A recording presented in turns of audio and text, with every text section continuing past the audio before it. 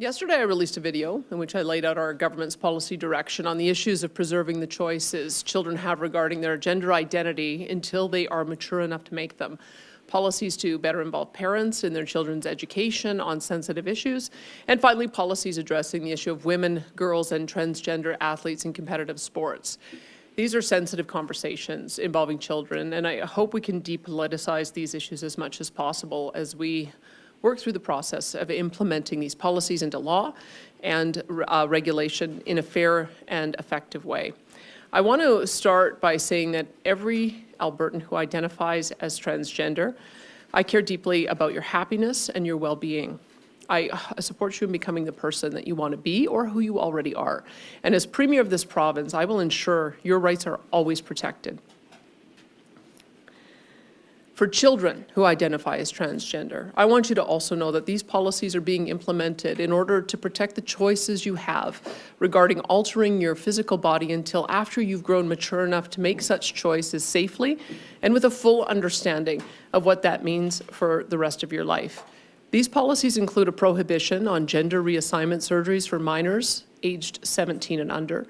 For children aged 15 and under, puberty blockers and hormone therapies for the purpose of gender reassignment will also not be permitted, with the exception of those who've already commenced their treatment at this time.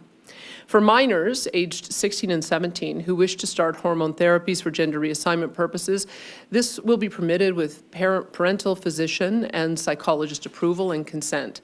Alberta's government is also working to attract specialists in gender reassignment surgeries and care to Alberta to assist adults who have a wish to transition, and we plan to build a private registry of these experts to support their lifelong health needs.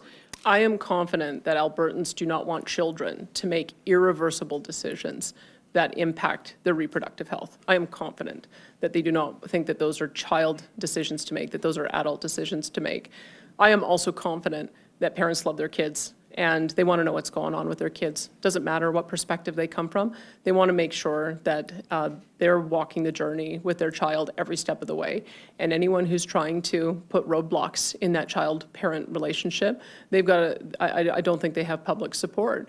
I mean, that said, we do know that there are going to be difficult conversations to be had. That's why we are going to be supporting a pilot project to ensure that families are able to have counseling right alongside with the kids.